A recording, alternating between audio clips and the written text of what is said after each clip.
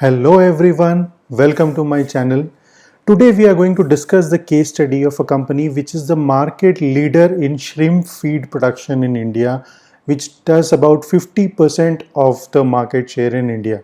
And this company's share has given 69,000% returns in the last 10 years. And I am Varun Agarwal. If you have not subscribed to my channel till now, please do subscribe and hit the bell icon to get the updates on all the latest videos, and let's get started. So Avanti Feeds Limited is the largest manufacturer of shrimp feed in India with 48% of the market share. It is based in Andhra Pradesh and it is a dominant player in the Indian aquaculture industry. In financial year 2019, it has produced 4,19,472 metric tons of shrimp feed and exported 11,000 metric tons of processed shrimp. So it is into processed shrimp and also shrimp feed business. The processed shrimp business is done under its subsidiary, which is AFFPL, Avanti Frozen Foods Private Limited, and the chairman and managing director of this company is Mr. Alluri Indra Kumar. Now let us discuss the milestones of this company and the history. In 1994, it started its first shrimp feed manufacturing unit of 20,000 metric tons. In 1999, it started its first shrimp processing export unit of 3,000 metric tons. Now, what is shrimp feed unit and processing unit? Shrimp feed unit is the material which is used to feed the shrimp, it is food for the shrimp. And shrimp processing is we are taking the shrimp, processing it, freezing it and exporting it to the other countries. So in 94 it started the first feed plant, 99 it started the first processing plant. In 2002 it started the second shrimp feed plant with 22,000 metric ton capacity. In 2003 it collaborated with Thai Union Feed Mill Company. This is one of the global leaders in this particular industry. In 2004, it increased the capacity of both the earlier units of feed plants to 60,000 metric tons. In 2012, it started another third plant of 60,000 metric tons in Gujarat to expand its business in the west of India. In 2012, the shrimp processing plant capacity also was increased to 7,000 metric tons. In 2016, it separated the shrimp exports business, the processed shrimp export business, into a subsidiary company which is AFFPL, which we have discussed before. In 2017, it started its fourth shrimp feed plant, and in 2018, it started its second shrimp processing plant. So now let us discuss the business model of this company. So this company is into manufacturing of shrimp feed, and this is into processing of shrimp.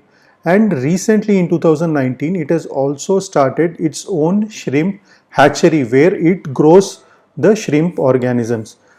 So the company is into manufacturing, domestic sales and also export sales. It has a long-term collaboration with the Thai Union Group of Thailand, and later we will discuss that particular organization also has an investment in this company. It also operates 4 windmills in Karnataka. It manufactures power and sells to the Karnataka government. Now, if we broadly discuss the business verticals, the shrimp feed and the shrimp processing and exports, it has 5 manufacturing units for shrimp feed and 2 manufacturing units for shrimp processing and exports. And the brands are Profeed, Titan and Manami. The products of shrimp feed is obviously shrimp feed, and in shrimp processed products it is raw shrimps, cooked shrimps, skewers and marinated products. The shrimp feed is sold in India and in Bangladesh, but the processed shrimp is exported to US, Europe, Japan, Korea, China, Australia and Middle East. So this also predominantly they are exporting to US, but they are gradually increasing their market size in other countries also. Out of their total revenue, the shrimp feed share is about 78% and 22% is of shrimp processing and exporting. Now let us discuss the market and the industry in which this company operates. The aquaculture production is projected to grow from 47.2 million metric tons in 2006 to 93.6. So it is almost expected to double by 2030, and from 2016 to 19 the CAGR of the aquaculture production was 4.8%, which is pretty decent. It has been growing regularly from 2012 onwards till 2018, but in the last couple of years it has slowed down. That is why the company's share price has also fallen down.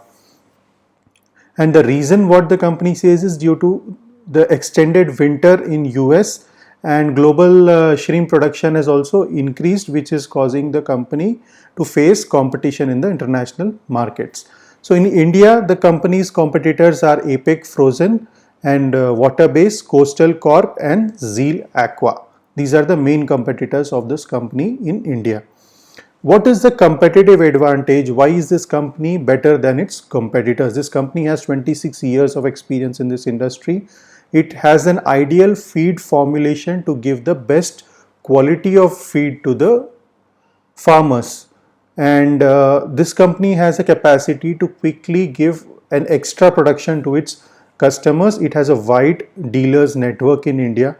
It has a support team for the farmers, so that whenever the farmers need any technical assistance also, they are available even after the sale. So this helps the farmers to do efficient agriculture, aquaculture, and this helps them to grow, sell more to the farmers. They have efficient inventory management system so that they don't have any dead stock, and the shrimp processing capacity is also growing drastically.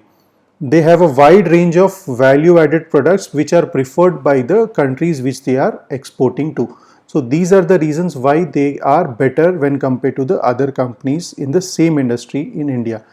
Now let us discuss the growth prospects. How is this company expected to grow in the near future? This company is exporting to other countries other than US, such as China, Japan, Europe and Korea.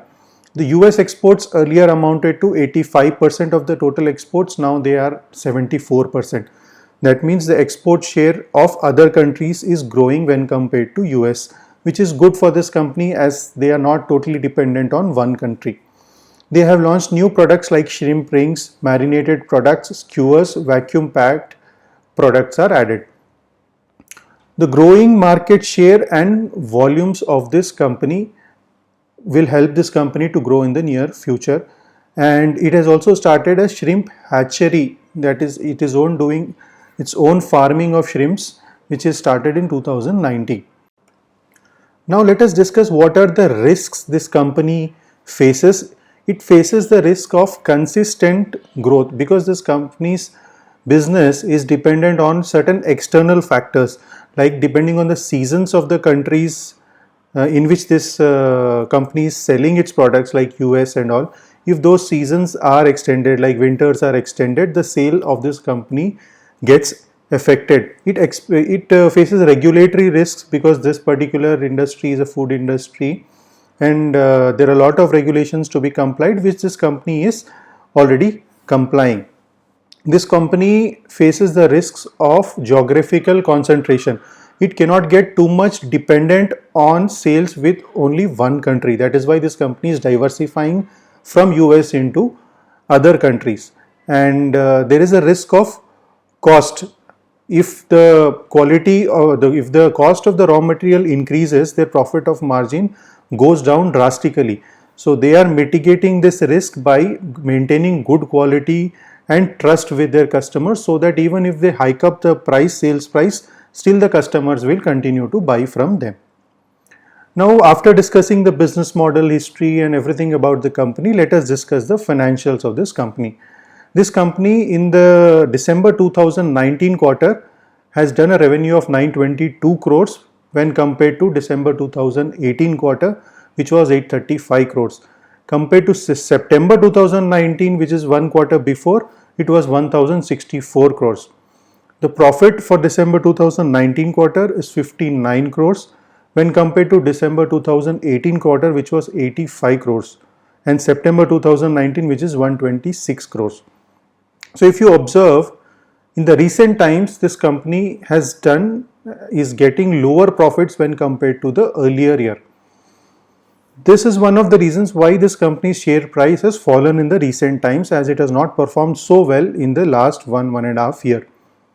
This is because the reason what the management says, this is because there is a slowdown in the demand from the US because of the extended winter season there, and their cost of raw material is also increased drastically. Let us see the revenue trend. Over a period of the last 5 years, the revenue is continuously increasing, except in the last year 2019, which is almost flat. The EBITDA is also continuously growing, but in the last year, financial year 2019, if you see, it has fallen down. The profit after tax also shows the same trend. In the last year, the profits have drastically fallen down, the reasons for which I have already told you. If we see the key ratios, the return on capital employed is consistently maintained except for last year, and that is quite a good number. The return on equity is also very good compared to the earlier years, except the last year. As you can see, it is around 49%, which is a very good number. The debt to equity ratio is almost nil, and the recent year it is 0. And the inventory days is just 60 days. That means the company is able to sell the production fast without maintaining much of stock. Receivable days are only 5, which means they are not selling on long credits. They are getting their money very fast, which is again a good signal. The earning per share of the company has consistently grown except for the last year. The EBITDA margins have also consistently grown except for the last year. The return on capital employed has also consistently grown except for financial year 2019. So this, if we leave the last year performance aside, this company has grown drastically and has shown tremendous performance. Revenue when compared to the earlier year has maintained marginally high, slightly high, which is about 3487 crores. The profit after tax has fallen from 465 crores to 306 crores. And as I told you, the reasons are the market conditions and the increased the cost of raw material. In terms of volume, the sales have grown compared to last year by 2%. They have also done a split of share from rupees 2 per share to rupees 1 per share in 2018-19 financial year. There also is a bonus which they have done for 1:2. That means 1 share they have given for every 2 shares which a person holds in 2018 June. So due to these reasons also, you will see a fall in price because they have done a split and bonus. So totally the fall in the share totally cannot be attributed to only their loss of profits, but these are the two reasons, bonus and split, due to which the prices of the share will fall down, which is not actually a fall because you get more shares when the shares are splitted and bonus is issued. They have declared a dividend of 4 rupees, which is about 400% in financial year 2019. There is a loss of rupees 22 crore in the joint venture company in which this company has investment. It is a power project. It's a small loss of about 22 crores, and the profit of about 5 crores in another power company which this company has 25% stake. The promoters holding of this company is about 44%, which is very good. The Thai group, which this company has an agreement with for their business, they also hold 15.44% stake in this company. Dolly Khanna, which is a very popular investor, she holds about 0.82% stake in this company. The director's remuneration is about 29 crores, which appears to be slightly more, and the reserves of this company are gradually growing. This company has no debts. The net profit margin is about 9%. The return on equity for the last year is 23%. Return on capital employed is 31%, which both of them are decent in spite of their fall. Inventory turnover ratio is 9x, which is very good, and this company has positive free cash flows. So these are the overall financial highlights. Overall, the financials seem to be very good, consistently growing except for the last year. Now let us discuss the valuation of this company's share. The last trading price as we make this video was about 395 rupees, and the 52-week high low was 250 to 770. This company's price has gone even more than 900 earlier. Last 1 year, if you see, the return has been only 10% due to the bad performance in the last year. The 5-year return is about 237%, which is very good. The market cap is about 5,500 crores. PE ratio is about 20, which is pretty decent. Industry PE is 25, which shows that this company's PE is less than the industry PE. Earning per share is about 20 rupees and price book value is 5 times. As per the Benjamin Graham's formula, I have calculated an approximate intrinsic value. It is around 700 rupees. So this shows that the present price of this company is trading below its intrinsic value, which makes this an attractive investment. If you see the price chart, you can see that it is gradually growing over the last few years, except for the last couple of years, which it has fallen down, and now it is recovering from that level. Let us discuss some recent news about this company. The government plans to expand the fish production capacity to 200 lakh tons in India.